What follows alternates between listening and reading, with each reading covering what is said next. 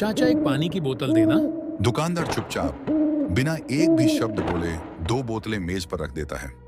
एक बोतल में बिल्कुल साफ पारदर्शी पानी और दूसरी में खून जैसा लाल गाढ़ा तरल।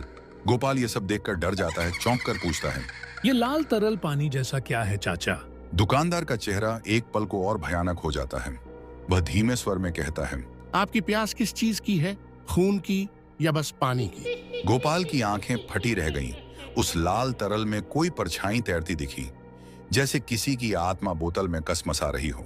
गरीबी ने गोपाल को गांव छोड़ने पर मजबूर किया और वो शहर चला गया। 2 साल तक वह भीड़ में अकेला माँ बाप की याद में टूटा रहा। एक दिन अचानक बिना कुछ सोचे वो ऑटो में बैठा और सीधा रेलवे स्टेशन पहुंच गया। लेकिन इन 2 सालों में उसके ही इलाके की एक चाय दुकान में खून हो चुका था। दुकानदार ने अपनी पत्नी की बेरहमी से हत्या कर दी थी और अब वही आत्मा भटक रही थी। गोपाल को इसका कोई अंदाजा नहीं था कि वो लौट तो रहा है घर, मगर उस रास्ते में अब सिर्फ साया था, जिंदगी नहीं। गोपाल ऑटो से उतरता है।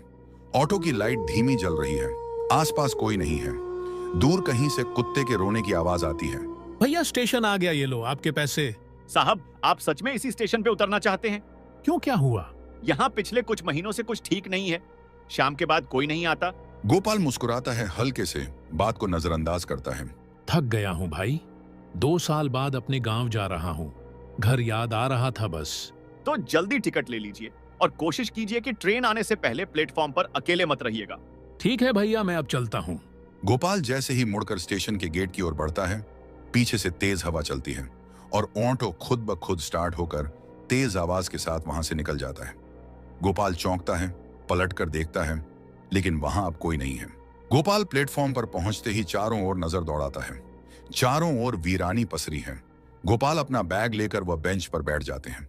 कुछ देर बाद वह देखता है कि अरे, ये कैसा ऐसा स्टेशन है ना, कोई दूर दूर तक यात्री, ना कोई आवाज, सिर्फ दूर कोने में वो भी एक पुरानी लकड़ी की चाय की दुकान। ऊपर टूटी फूटी छत से पानी भी टपक रहा है और दुकानदार बूढ़ा आदमी है, वो भी रात के समय में। गोपाल को बड़ी जोर की प्यास लग रही थी। वो लड़खड़ाते कदमों से धीरे धीरे उस उजाड़ दुकान की ओर बढ़ा, पर उसे क्या मालूम था कि उस वीरान सन्नाटे में उसका सामना अब किस डरावने मंजर से होने वाला है। चाचा एक पानी की बोतल देना। दुकानदार चुपचाप बिना एक भी शब्द बोले 2 बोतलें मेज पर रख देता है। एक बोतल में बिल्कुल साफ पारदर्शी पानी और दूसरी में खून जैसा लाल गाढ़ा तरल। गोपाल ये सब देखकर डर जाता है, चौंक कर पूछता है, ये लाल तरल पानी जैसा क्या है चाचा? दुकानदार का चेहरा एक पल को और भयानक हो जाता है। वह धीमे स्वर में कहता है, आपकी प्यास किस चीज की है, खून की या बस पानी की? गोपाल की आंखें फटी रह गईं। उस लाल तरल में कोई परछाई तैरती दिखी, जैसे किसी की आत्मा बोतल में कसमसा रही हो। रूह तक सिहर उठी। उसने कांपते हाथों से जैसे ही नॉर्मल पानी की बोतल उठाई, वो जलती हुई निकली, जैसे किसी की बुझती हुई सांसें उसमें बंद हों। दुकानदार की मुस्कान इंसानी नहीं थी, वो मुस्कान नहीं, किसी छुपे राक्षस की छाया थी। चाचा पैसे कितने हुए हैं? वह भयानक आवाज में बोला, जैसे कि हर शब्द में रूह कांपने की तरह आवाज थी। पैसे नहीं लगेंगे, लेकिन तुझे कीमत फिर भी चुकानी पड़ेगी। कुछ ऐसा देना होगा जो तेरे पास सिर्फ एक बार होता है। गोपाल के होंठ कांपने लगे, गले में जैसे कोई अदृश्य हाथ कस गया हो। आवाज नहीं निकली। तभी उसने एक पोस्टर की ओर देखा। अरे, ये पोस्टर पर क्या लिखा है? ये दुकान अब बंद हो चुकी है। दुकानदार की 4 साल पहले इसी जगह मौत हो चुकी है। गोपाल का कलेजा ऐसे धड़कने लगा जैसे सीने में ढोल पिट रहा हो। भागना चाहा, पर पैर जैसे जमीन ने पकड़ लिए हों, जड़ से हिलते ही न थे। बेमन से घिसटता हुआ फिर बेंच पर जा बैठा, पर अब सांसें उलटी चलने लगी थीं। तभी दुकान की पिछली दीवार से खर्र खर्र की धीमी पर चुभती आवाज आई, जैसे कोई नाखून से सड़ी दीवार को कुरेद रहा हो, जैसे अंदर से कोई बाहर निकलना चाहता हो। गोपाल की आंखें फटी की फटी रह गईं। ना कोई साया, ना कोई इंसान पर डर, अब दीवार से रिसने लगा था। चलो पहले पानी पीते हैं और प्यास को बुझाते हैं, और स्टेशन मास्टर से पूछते हैं ट्रेन कब आएगी। गोपाल उस दुकान की तरफ फिर से देखता है। उसके कानों में दुकानदार की वह डरावनी आवाज गूंज रही थी, खून की प्यास या पानी की प्यास। और दूर उस दुकान में अब कोई नहीं था, ना वो दुकानदार, ना दुकान, कुछ भी नहीं। ये क्या हो रहा है मेरे साथ? ये मेरा वहम तो नहीं, ये सपना नहीं है, ये कुछ और है। अब आवाज उसकी ना लग रही थी। हर शब्द में जैसे किसी पराई रूह की भयानक गूंज हो, भारी टूटती हुई सीधी रूह में उतरने वाली। गोपाल का चेहरा सफेद पड़ गया, कमर से नीचे जैसे जान सूख गई हो, और हाथ अपने आप कांपते हुए ऊपर उठने लगे, जैसे किसी अनदेखी ताकत ने पकड़ लिया हो। पीछे की दीवार पर एक परछाई डोल रही थी, गहरी होती जा रही थी, मगर सामने कोई नहीं था। ना आदमी ना भूत, पर हवा में साफ मौत की बू थी। फिर भी वह साहस करता है। अरे ये कैसा स्टेशन है यार, अब तक ऐसा जगह नहीं देखी, कुछ तो गड़बड़ है। पर मैं डरने वालों में नहीं, ये सब भूत वूत बस फालतू बातें हैं। चलो इंक्वायरी मास्टर से पूछते हैं, ट्रेन कब आएगी भागलपुर जाने वाली? वो कांपते थरथराते पैरों से इंक्वायरी रूम की ओर बढ़ा, जैसे हर कदम किसी अनदेखे कफन पर रख रहा हो, और जमीन उसके नीचे धीरे धीरे सांस ले रही हो। सर भागलपुर जाने वाली गाड़ी कब आएगी? इंक्वायरी मास्टर कोई जवाब नहीं देता है, सिर्फ उसको घूर के देखा। फिर से गोपाल पूछते हैं, सर भागलपुर जाने वाली गाड़ी कब आएगी, बता दो ना। अभी 2 घंटा लेट है, जा जाकर आराम कर, मुझे भी आराम करने दे। फिर वो अचानक गर्दन टेढ़ी करके फुसफुसाया, तेरे को बहुत जल्दी है क्या? तू जा, सीधा पटरी पर चढ़ जा, खुद ब खुद गाड़ी आ जाएगी और तुझे वहीं से उठा ले जाएगी। उसकी आंखों में अब इंसान नहीं, कोई साया था, ठंडी, खोखली और काली। आवाज ऐसी जैसे कब्र की मिट्टी में दबा कोई जिंदा बोल रहा हो, और आसपास की हवा बर्फ बन गई हो, और वहां चुपचाप सीधा अपने बेंच पर जाकर बैठ जाता है। लेकिन चारों तरफ लोमड़ी और कुत्ते की भूख नहीं कि आवाज उनके कानों में गूंजते रहते हैं। हे भगवान, ये कैसा इंक्वायरी मास्टर है? इसकी बातों से तो जैसे सड़ी लाशों की महक उठ रही है। कुछ तो बहुत अजीब है यहाँ। हे भगवान, जल्दी ट्रेन आ जाए, मैं किसी तरह घर पहुंच जाऊं। मेरी आंखें क्यों कांपने लगीं? सांसों में घुटन और पीठ पर पसीना। यह स्टेशन नहीं, मेरे को तो शमशान जैसा लग रहा है। यह मेरा वहम भी तो हो सकता है।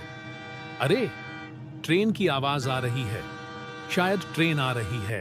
गोपाल के कांपते दिल के बीच दूर से छुक छुक की सरसराहट गूंजने लगी। धुंध में लिपटी एक जली बुझी ट्रेन पटरी पर रेंगती आई हवा में, सड़े मांस और जलते लोहे की बू, घुल गई स्टेशन की लाइटें तड़प तड़प कर बुझने लगीं। और जब ट्रेन प्लेटफॉर्म पर आकर पहुंची, गोपाल ट्रेन की ओर देखता है कि अरे ना कोई खिड़की से झांक रहा है, ना कोई गेट पर खड़ा है, सब डब्बे अंधेरे और वीरान। यह कौन सा ट्रेन है? अचानक एक झटका लगा। ट्रेन छर्राक की आवाज के साथ एकदम रुक गई। गोपाल डरते हुए खड़ा हुआ। उसकी नजर एक कोच के गेट पर गई। वह धीरे धीरे खुद से खुल गया। चीख चीख चीख जैसे किसी जंग लगे दरवाजे ने सालों बाद करवट ली हो। वह कुछ भी ना सोचे, ट्रेन पर चढ़ जाते हैं और ट्रेन खुल जाती है। चलो अच्छा हुआ, जान बची। अब अपनी सीट पर जाकर चैन से बैठ जाता हूँ। बस भगवान करे ट्रेन अब लेट ना हो, जल्दी घर पहुंच जाऊं।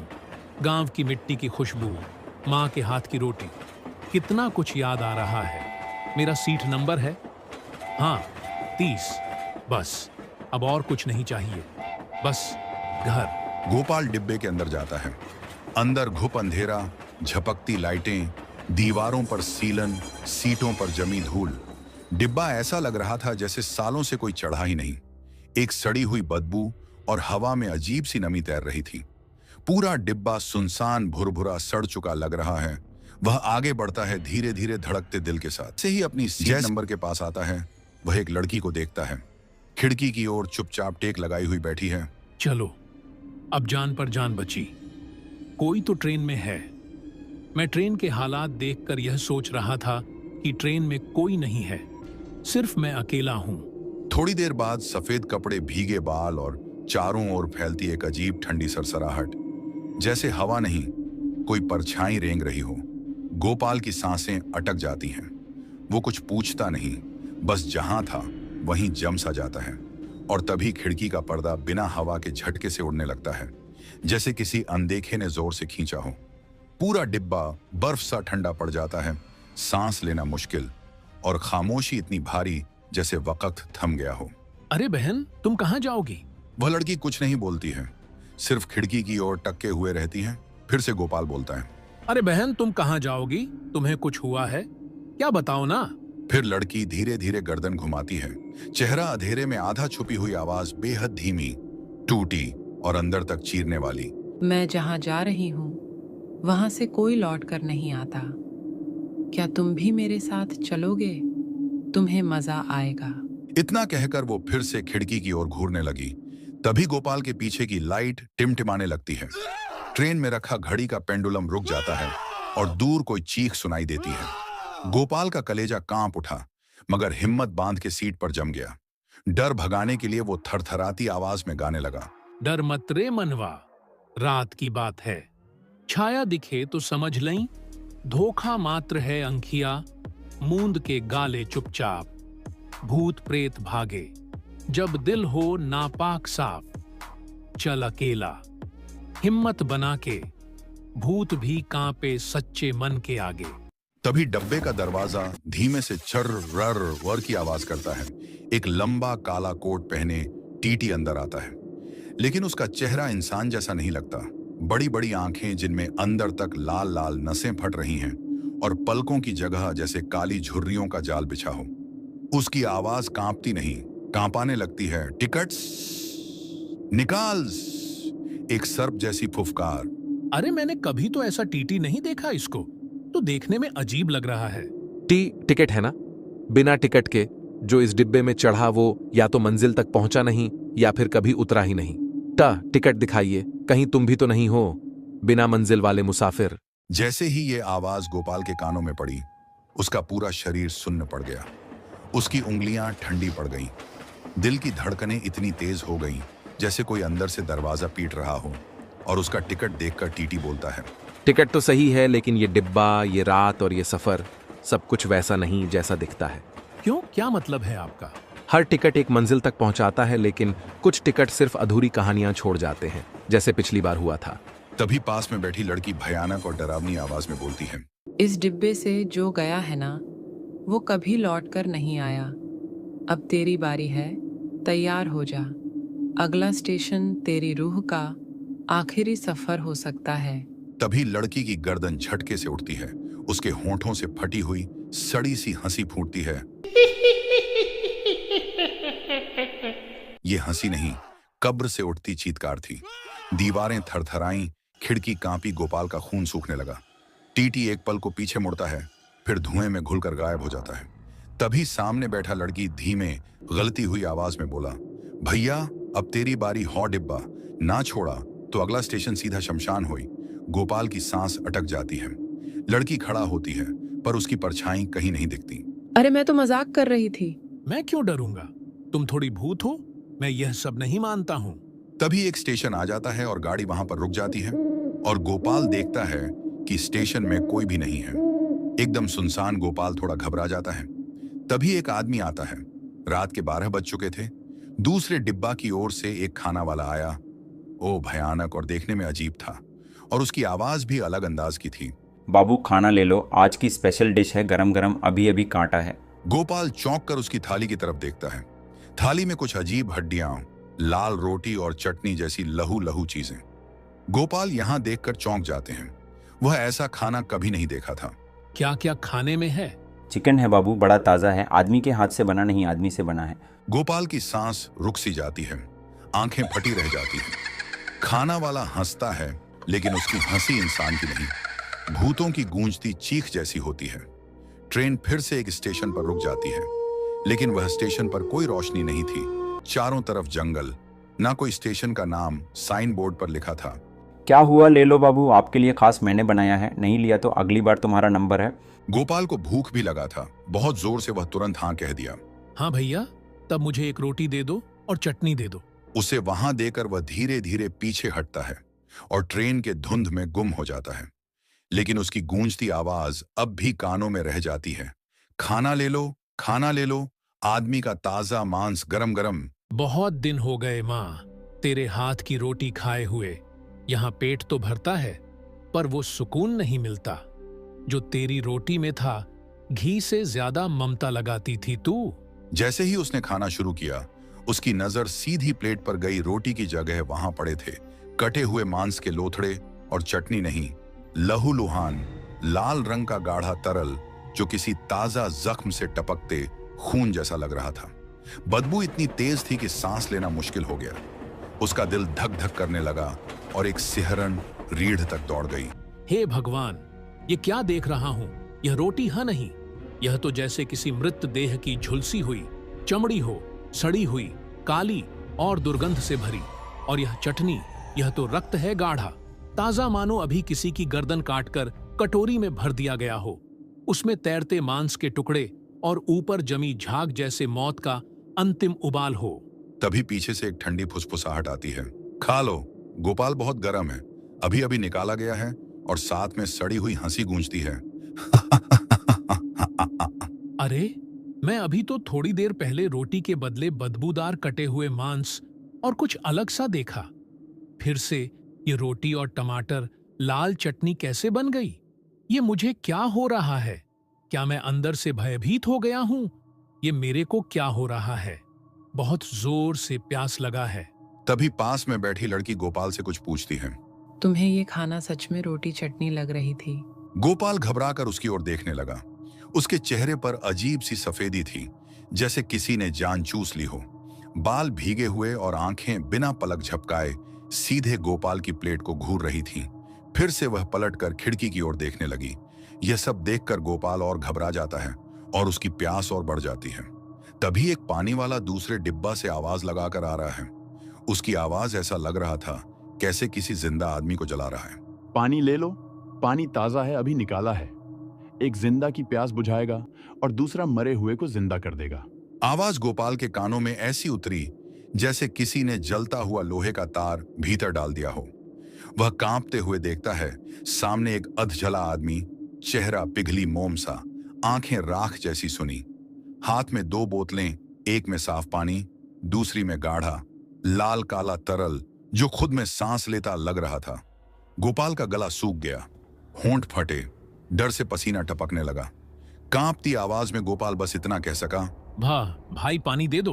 कौन सा चाहिए, साफ वाला या फिर लाल वाला जो मरे हुओं को भी जगा दे? उसके होंठों से सड़ी बदबू आती है और आंखों में अंधेरा चमकती हुई देखकर गोपाल की रगों में बर्फ उतर जाती है। उसकी पीठ पर पसीना और हाथ पैर सुन्न, रोंगटे खड़े हो जाते हैं जैसे किसी ने पीठ पर बर्फ की उंगली रख दी हो। और उसे नॉर्मल पानी बोतल देकर चले जाते हैं और थोड़ी ही देर में वह हवा में विलीन हो जाता है। अरे, जान में जान आई, पहले थोड़ा पानी पी लूं। गोपाल ने कांपते होंठों से बोतल उठाई और पहला घूंट गले से नीचे उतारा। क्षण भर को उसे राहत सी महसूस हुई, लेकिन जैसे ही दूसरा घूंट लेने के लिए बोतल उठाई, उसकी आंखें भय से फैल गईं। बोतल का पानी अब काला पड़ चुका था। उसमें से सड़ी मांस की गंध आ रही थी और अंदर कुछ गाढ़ा लहूलुहान पदार्थ तैर रहा था, जैसे किसी मरे हुए जानवर या इंसान का मांस। तल में एक अधजला चेहरा तैर रहा था जिसकी आंखें अचानक खुल गईं और फिर बोतल से धीमी बुदबुदाती आवाज आई, अब तेरा नंबर है। गोपाल के हाथ से बोतल गिर गई और वह डर के मारे जमीन पर गिर पड़ा।